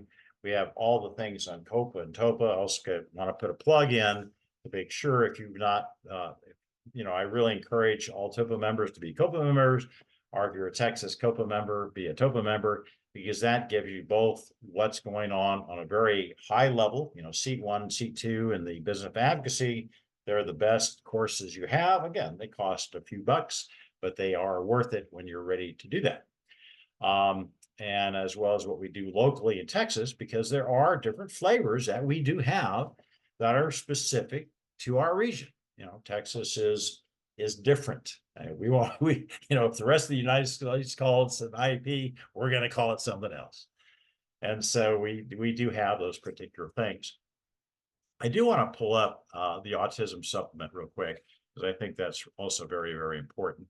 Because the autism supplement really gives a incredible, let me pull it up here one moment, gives an incredible background, because a lot of times the software program does not give you the full autism supplement. It just gives you kind of a background in such a way. Just a minute here. My computer is giving me multi-screens here, and I don't. Oh, here we go. Okay, so this is the full autism supplement, and the reason I like this particular version is because it gives you guidance and what to talk about as well. Okay, so it has this is it was 5 parents who spent 3 years at TEA, because our original autism supplement was very weak. But this talks about the 11 strategies. It's embedded in commissioner's rules. There's 11 strategies they have to consider. And this was based, and the reason they do this, because a lot of students on the spectrum, they're siloed. We have this silo, we have all these interdisciplinary needs. We have OT over here, sensory over here, IEP over here, but all these different interdisciplinary needs have to be delivered in a transdisciplinary way. So they have 11 strategies. Not only do they have it, because usually the school will only have this part here, they will not have the guidance like, hey, how do we discuss about that? What's the discussion points? So in this particular, and it's based, having the full, and this is out of Region 4, back in 2008 when it came out, it had daily schedules, and again, it talks about this is, and again, using documents that the regional service center or the state uses. It's a much easier conversation than a parent saying, I think, or here, I got this from the training in Louisiana. Okay. In-home community-based strategies, positive behavior supports, futures planning. Remember, you can start futures planning at any age. Hello? You can start at any age, parent family training. And again, and this includes all these things. And that's not in the autism supplement based on software. Workshops, conferences, because the more and more the parent knows. Because remember, as an advocate, I know the process, but I will never know as much as the child knows. I will never know as much as the parent knows about the child. So giving the processes, what we know and what we excel in, to the parent who knows the child, that's a powerful parent. Staff ratios, that's huge, because sometimes that'll get us to a 1-to-1, because not all regular student staff ratios in classrooms or congregate classrooms work. Sometimes you will need a 1-to-1, especially this is one of my favorite things here. Typically, a student in the acquisition phase of development may need more direct, intensive instruction. Yes, it's in the autism supplement. Communication interventions, what is that? Social skills and supports. And again, here they talk about peer facilitators, video modeling, social stories, and role playing. Video modeling is a thing. Okay, I see it less and less. Our circle of friends, that used to be huge, because how do we get a student into their peer group. That's your circle of friends, 5 squared away students, just to have a teacher-led lunch as an example. My two that I really, really harp on, especially during the pandemic, post-pandemic, is what's the professional teacher training? Okay, what are they training? Foundation of scientifically based research. What is that? Again, to ensure correct implementation of strategies and techniques in the IEP. Then also, what are the teacher strategies? Here we go. And they talk about ABA, discrete trial training, and it's all part of the Texas administrative code. And in the back, in this last one, which I really love, there is no one-size-fits-all approach for blind services on the spectrum. Okay, so having the full autism supplement versus just a few lines in your IP opens up the discussion. All right. All right, we've got 20 minutes left. Let's talk about just reality here, because as Lois is a very skilled advocate, as several are on this particular session, and sometimes this is just a reminder. But at the end of the day, there's a quote from Marty, our senior attorney: "Is the student better off than when we started?" Okay. Because we have all these procedures, we have all these processes, we have all these different things, but how do we know we've done our job? How do we know we've been effective? And the question becomes, is the student better off than when we started? Easy question. Because if they're not, then we have to look at, what did we do? Where are we there? Because sometimes we may win something. We prevail in a complaint, they have to do something. But having something, or sometimes we even win a couple due processes from time to time, depending on the issue. But did we help the student? There's Mark and Sean are two incredible attorneys, did a wonderful due process with them last year in Austin ISD. We won. It was amazing. They got the attorney fees back and everything, but the resolution, the remedy, the hearing officer ordered, was not what the parent wanted.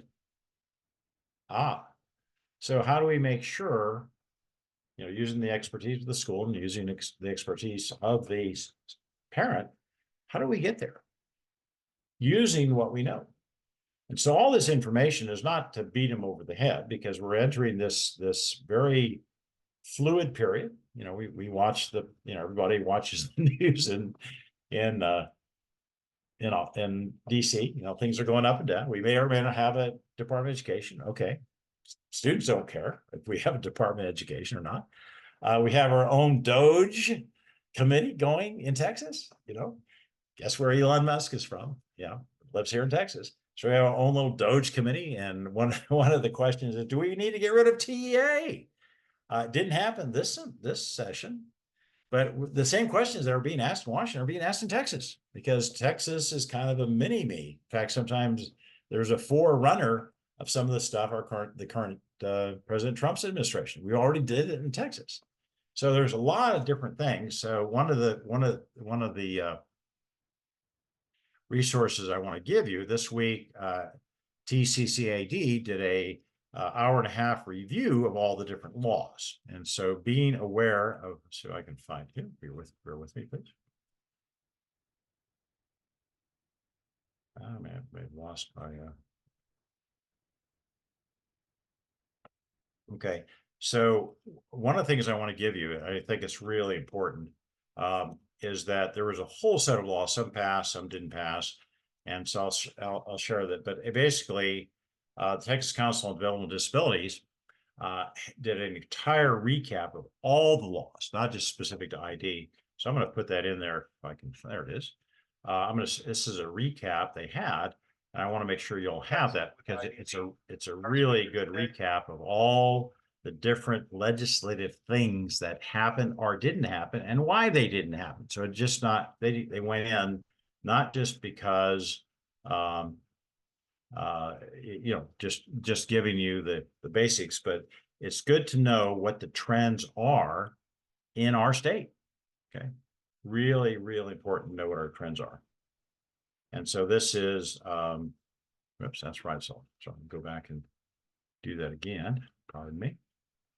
But this is the this is the recap of what happened in the legislature. I mean, it's really important because a lot of stuff is going to affect us. You know, remember, they have the ability. It may be challenged. I'm not sure, where a teacher has the right to get rid of a kid out of the classroom, and they've ignored some of the 504 and ARD protocols. Truancy is going to be criminalized. We got rid of that 2015, where they can't just fine folks. It's a civil. They brought it back because truancy just went way up. You know, it was probably 100,000 roughly when they stopped in 2015, and they went up to 300,000 because there was no teeth.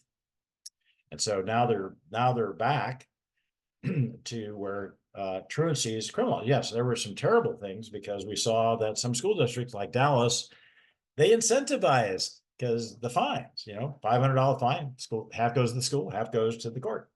So there's some oddball stuff, but and they put 17-year-old or 18-year-olds in jail for not paying the fine due to the truancy. So we're entering a much different place.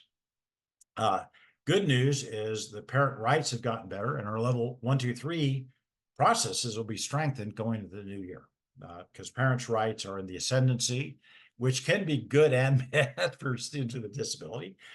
We also have the vouchers. I think we talked about that. 10,000 regular kids, 30,000 special ed kids, but it will be a year from now to see how that's going to be trotted out. We don't have the rules. We don't have the guidance, how that's going to occur. And some folks, they also retweaked education and special ed funding to make it a little more equitable. How that's going to work or not, don't know, because they are already behind in a lot of different things. So I'm going to stop there. We have 15 minutes. Questions, thoughts, comments, because I can go on a lot of stuff, but I want to capture things, anything about the ARD process. Because remember, the less you litigate, the more you have a conversation, the more you negotiate, the better the outcome. Why do I say that? Because if we look at due process hearings, it's 15, 20%. The parents prevail. If we look at complaints, OCR and our state complaints, it's anywhere from 40 to 60%, depending on you know, what the outcome is and what is the outcome. Because remember, on a TA complaint, they have up to a year to fix it. Or sometimes they say, go reconvene the ARD. Ooh, that it's easier, but mediation, 80%, 85%, depending on the mediator, and you know, 99% of all ARDs, or 99.5 are important. So have a conversation. The stats support having a conversation with whatever it takes to have that conversation. Okay. Yeah, sometimes we file to have a conversation, or sometimes when my most favorite emails, I send them something. Oh, by the way, or I let the parents send them something. By the way, I'm thinking about hiring an advocate or a special ed attorney. Why don't we try one more time to resolve our questions before I call an advocate? And sometimes that's incentive. Okay, is that harsh? Not really. It's only an email. So there's lots of little tips and tricks and techniques that parents can use to help effect a conversation that is needed on behalf of that child. All right, other questions? Y'all have been relatively quiet today. Megan says, Doge means something completely different, and cryptocurrency in the meme world. Yeah, Department of Governmental Efficiency. Yes, you know, I thought it was dodgeball. You know, who knows, or dodgeball. But you know, Doge did what they did. I mean, you know, whether we liked it or not, you know, I look at it. To me, it's I don't know if it's good or bad or whatever that is. I look at it. How does it affect us and the job we do? How does it affect the students who have an IEP and getting the service they need? Because a lot of this stuff doesn't have an impact. You know, whether it's a Department of Education or not, could that have an impact? Maybe, maybe not. I don't know. I miss OCR on a lot of different levels, but I am finding, because everything is more local, and our level 1, 2, 3 complaints, I'm filing those by the, you know, those are beginning to look like gummy bears, or just letting parents file, because it's one page. And that is one blessing we have here in Texas. We have these other options in which to use besides just our typical IDA procedural safeguards, especially if it has to do with administrative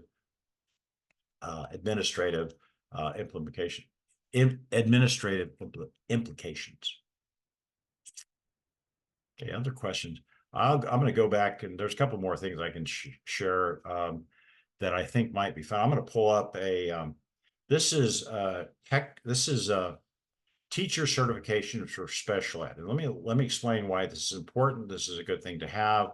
This one's rather old, but I think it'll get you. Let's see if I can find it here. One moment. Oh, there it is.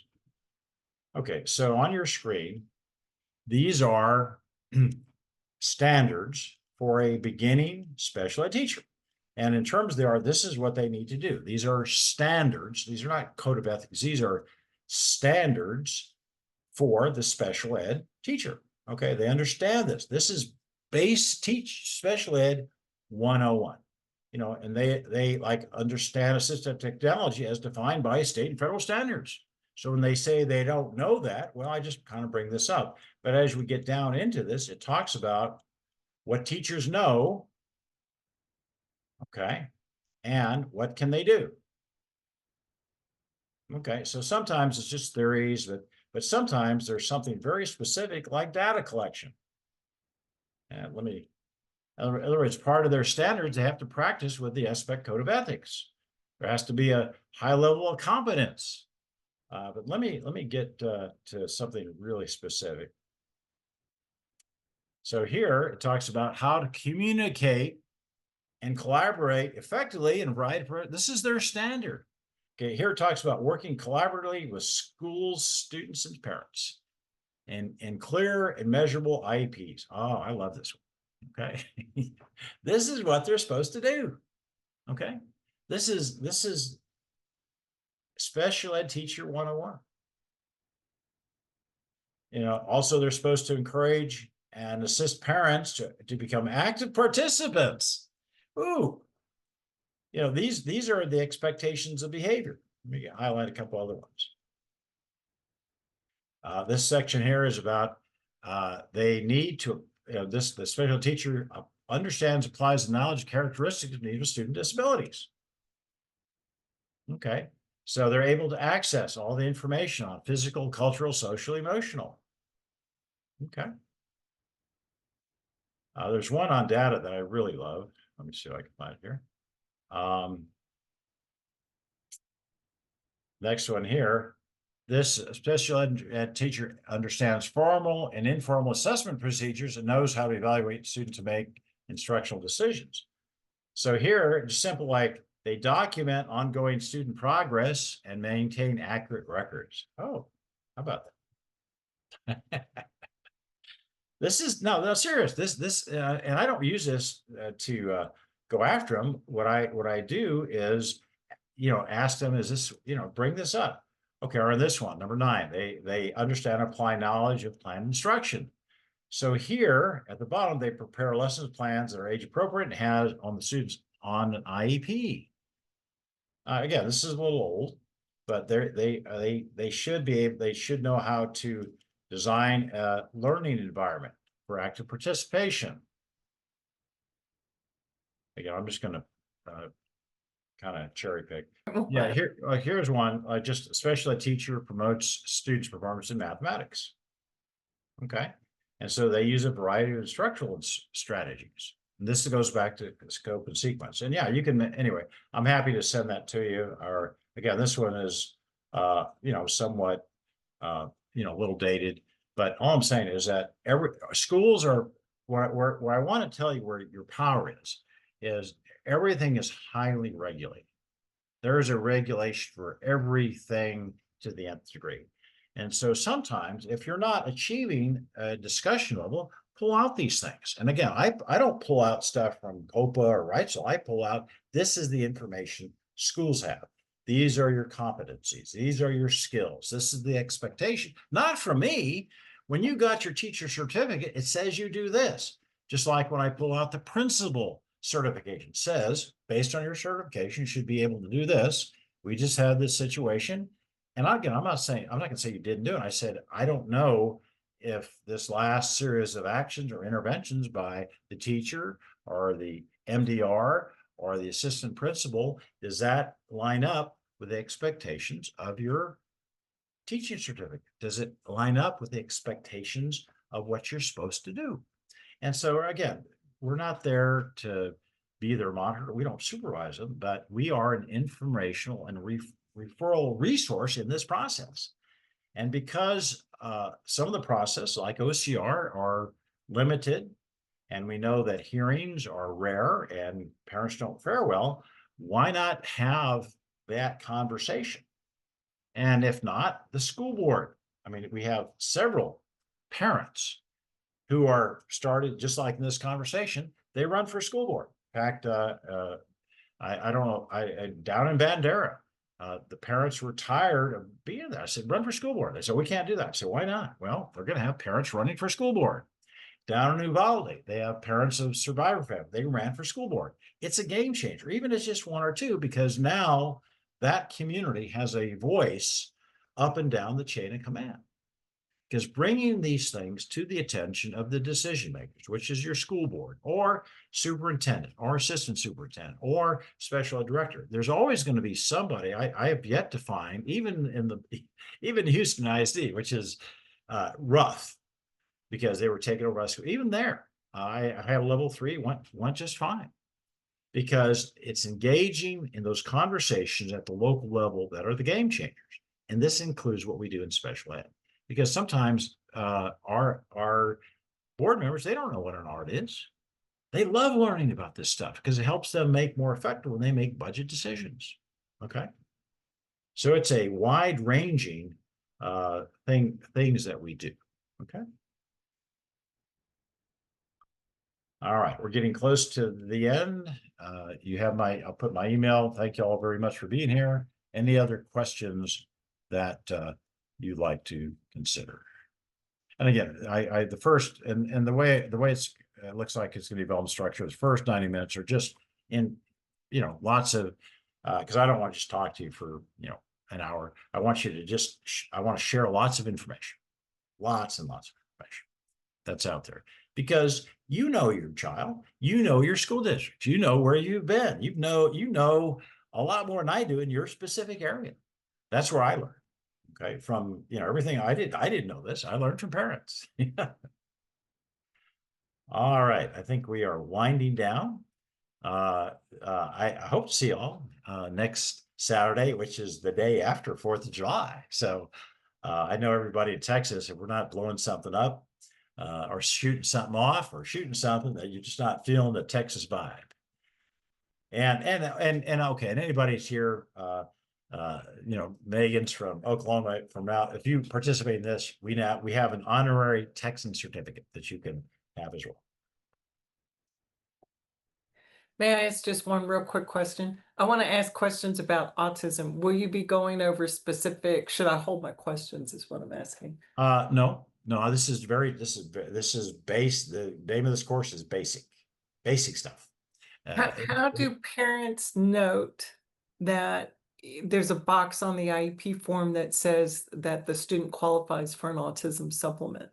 But how should parents identify when and where the autism supplement is being engaged in the IEP? Well, I had that question recently. Well, it depends on the software your district. Sometimes it's the end, sometimes it's in the middle, some at the beginning, sometimes it's a one sentence checks box. It's variable. I just want to make sure you have the full autism. I always like to make sure if the student has the eligibility under autism, the autism supplement's required. So I make sure the parent has that full supplement. What I'm asking specifically is, I had a meeting and we weren't getting it's checked on the box, but nothing from the autism supplement was being engaged in the IEP. And what I began to notice as I reviewed all my autism cases, we don't actually identify where in the IEP that say this goal or this accommodation is autism supplement material. I do dyslexia, guys, so autism is sort of now we see a lot of overlap between dyslexia and autism. So I'm trying to learn more about autism. And what Well, I I think it's fact specific. It's fact specific. So depending on your district, small, 100 people. Remember, if you have 99 students, you can have a school district, or 200,000 like in Houston. So depending on where you're at, it's really, I mean, any way you can have a conversation. Who's the decision maker? Is it the principal? Is it the special ed director? Is it the superintendent? How do they use it? I mean, what is like in Austin? I didn't see them using it. Well, I looked in their special ed procedural manual. There it was, and they're special ed because a lot of these bigger districts, they have a special ed procedural manual. It tells you do this and do this and do this. It's like the military. The military, hey, this is a fork. How to use a fork? You put it in your hand. It stabs this way. I like my military background, Marine Corps. Everything, if you didn't know anything, they have a policy or training or something for you to do it. Schools are the same way. There is a policy and procedure for everything, whether it's in general under their policy and procedure. TASB, which is Texas Association of School Boards, promulgates rules on anything. Or if they don't have one, wow, let's get one, because you can use a level 1, 2, 3 to create a procedure for the autism supplement. So you're the king of these 1, 2, 3s. I think we need a special trade class just for you for the 1, 2, 3. Yeah. Well, actually, yeah, there's actually, I think there is one on the TOPAA website, and also there is actually training on TA, and I'm happy to do that if that, because that is becoming more important because a lot of times it's administrative, not necessarily just special. Yeah, it's special component, but it's the administrative efficiency in their implementation, monitoring, supervision, whatever. So I find it to be more and more important that, and again, a lot of it, I don't have to do a level 1, 2, 3. I just have that conversation. I said, hey, look, but is it in their manual? Because a good special ed operations manual, which all the businesses have all this line by line. Talk about this, talk about this, talk about if you don't have it, that's what your regional service center is for. I'm in Region 13, so I know I've asked them to do training out in certain districts on the autism supplement because sometimes they don't want to hear it from me. That's what your regional service center is for. Or maybe it's a campus, and that's something the special ed director can do, because a lot of times it's not necessarily the special ed department, it's the campus we're at because of the new, the exodus from special ed has been, oh my goodness gracious.